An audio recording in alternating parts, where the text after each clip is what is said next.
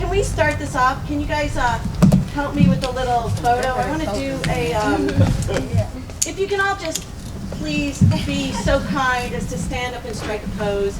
I would love, no, not just any pose, exactly. If you don't know what the pose is, put your name there. All right, judges.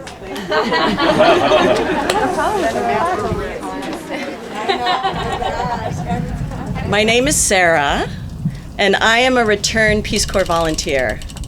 And that means something to me. It means, for me, it means that I'm part of something bigger. That I was in the Peace Corps like 25, 30 years ago. But I still today, I think about those values that were instilled in me based on the experience and the people that I worked with. And it's part of who I am. If you ask me, who are you? Well, here's a similar group. I don't know if you can see.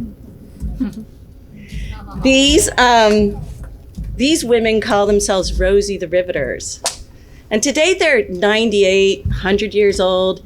And I'm telling you, it's not the best day in the world when I get to go and I get to hang out and I get to just meet and talk and spend some time with these women.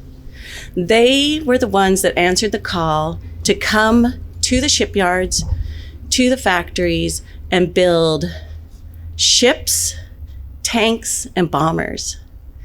And for a lot of them, it was the first time out of the house. It's the first time they put on a pair of pants. And what it also did was it changed the trajectory of our country. And it let people, besides white men, in the door of these workplaces, and it showed people that people of color, people of diversity, all abilities, and women, most of all, they could do trades, skilled jobs. So here's a couple sweet pictures, right? Yeah. We all today, we know to strike the pose, and we know that it means power, and we know that it stands for this sort of we can do it spirit. So how do we use that?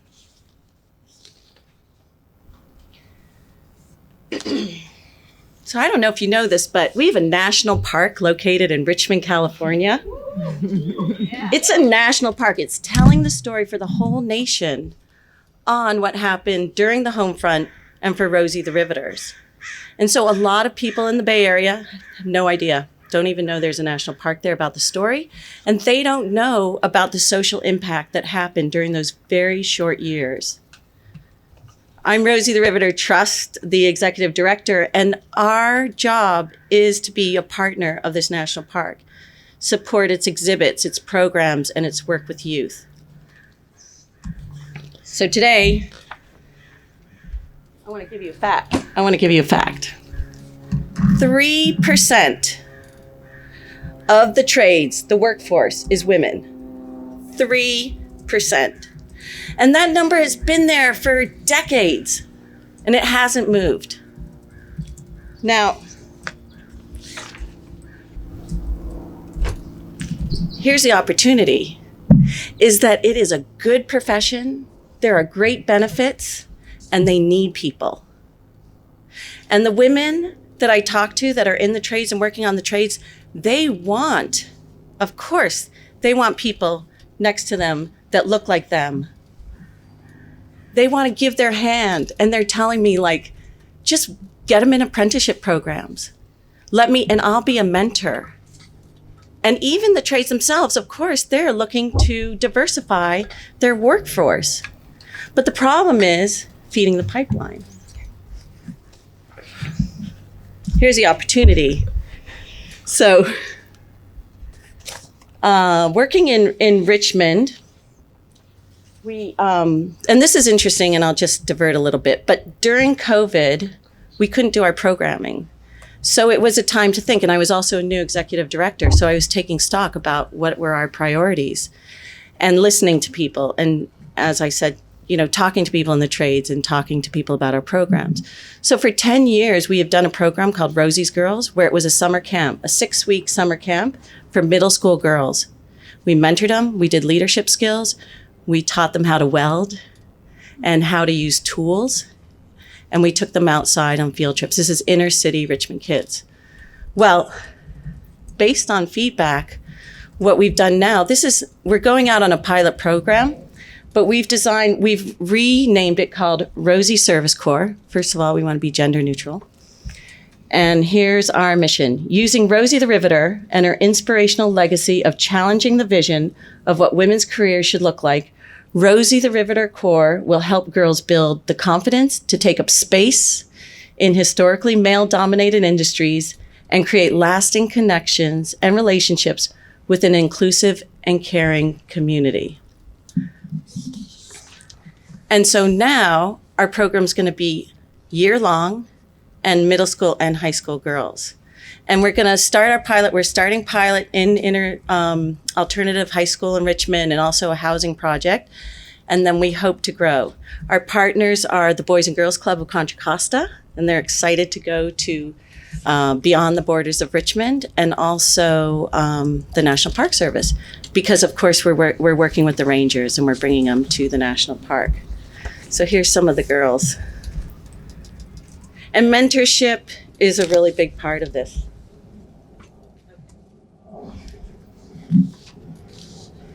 Now, I think we're onto something really big. And I believe that this call to action and this core is something that our country could really use right now. Like in the Peace Corps that was founded back in 1961, and there was a goal in mind to do sort of world peace and getting to know people from around the world and helping them. I see that this Rosie Service Corps can really be something that perhaps across the nation we could create different chapters. So, what help do I need? I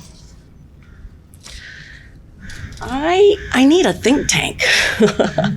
I need, this is an idea, and we're exciting people when we go out and we speak about it.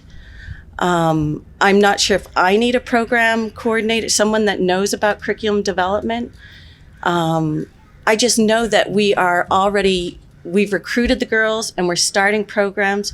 We bring curriculum in based on our other programs and wonderful leadership skills. And there's a lot of people from the trades that are willing to mentor. But I think I need help bringing this program together into a package and branding it. And also just to hear from people like, is this a good idea? Or is this just me? So I think that's where I'll leave it. Thank you.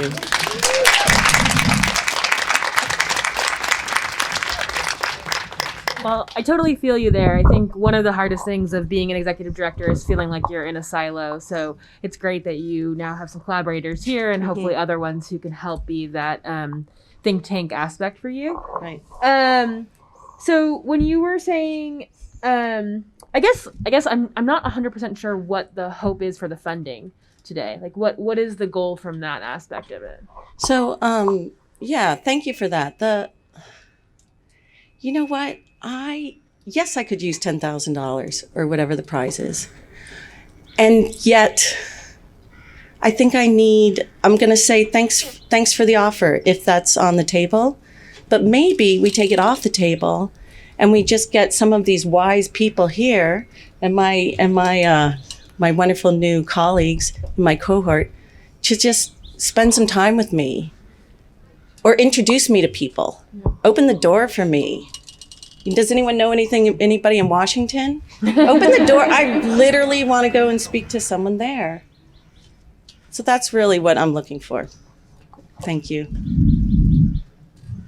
Thank you so much. I'm just wondering how you take Rosie the Riveter and make her sort of relevant and approachable to girls today. Well, for some reason, this iconic image is like all the rage. You see movie stars, singers, you see politicians, anybody, especially during the pandemic, they're dressing like Rosie the Riveter. And And I think that what a lot of people don't know is the story behind why is Rosie the Riveter so important. And when you do that, when you bring them to the national park, when they sit there with a ranger and they start hearing the stories and also the stories from the Rosies themselves, I think it's inspiring. And I think it's one of those things, it's kind of like the grandmother telling the granddaughter the story about what her life was like and what she did and how interesting that was and how empowering that was.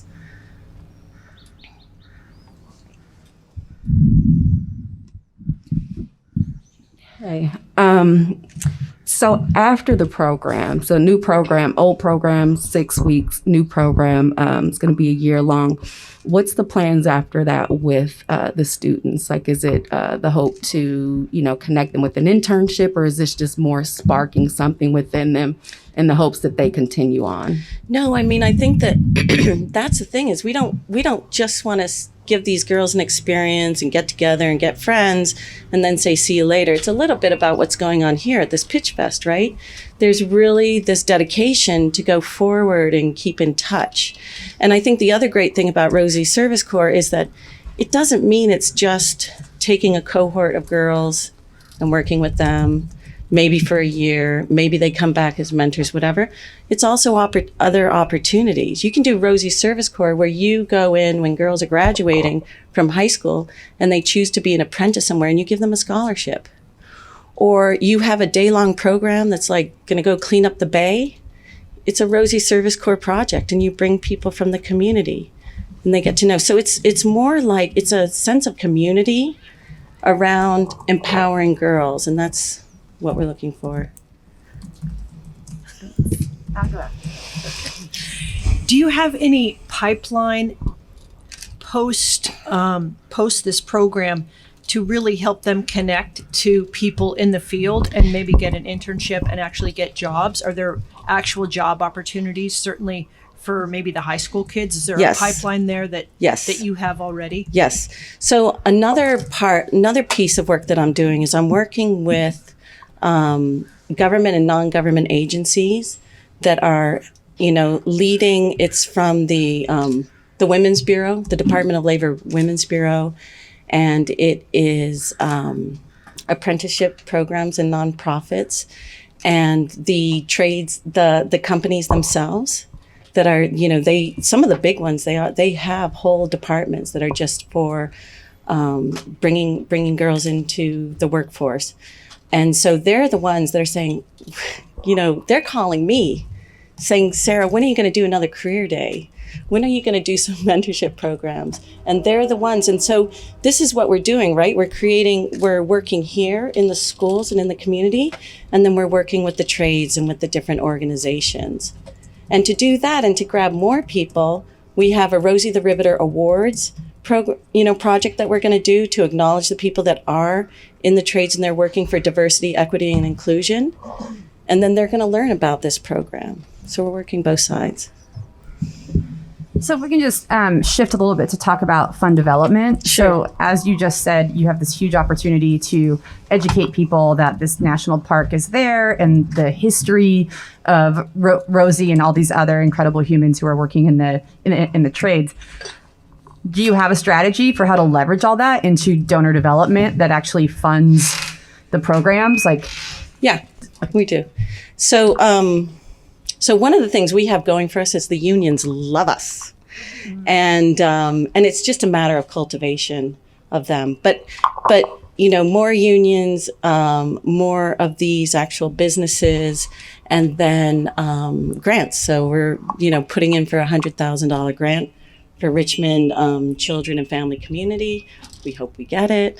And then we get different grants and then individual donations. But we're pretty fortunate. I mean, I did come into this job and the budget was in the red, and it's then been pandemic. But we just started an online store, and we have at the museum we have a little visitor store. So we kind of we're diversifying how we bring in our revenue, And I would say it's interesting how many people work. It's 2 full-time people that are part of the trust. So we're really busy. And I look forward to expanding the team. Do you have any plans for tourism? Well, I would love that. Yeah, that's one of our priorities is getting people to, when they come to San Francisco, they think about going to not only Alcatraz or maybe Fisherman's Wharf. I don't know where people go these days. Fisherman's Wharf, Alcatraz. They can take the ferry over. They can take the ferry right over to the visitor center, to the national park, and it's beautiful there on the Bay Trail. So it is. That's definitely one of the areas that we're interested in. Got it. And sorry if you said, but how many kids or girls have been through either Rosie Service Corps or Rosies Girls? Yeah, so Rosies Girls was a 10-year program, and they would have about 30 girls a summer. And right now, because we were closed down for the pandemic, right now we're recruiting for 2 cohorts of 15 girls each. Well, actually 3. There's a middle school, there's a alternative high school, and then there's a housing project in Richmond that we're going to. Got it. And So- does the program last all summer? Um, Or is it just it's going one to start day? in the summer, and then it's going to go into the fall. Okay. Yeah. And there's great things like financial literacy that will also, there's all this great curriculum we plan to do. Thank you, you guys. Thank you so much. All right. Thank you, Sarah.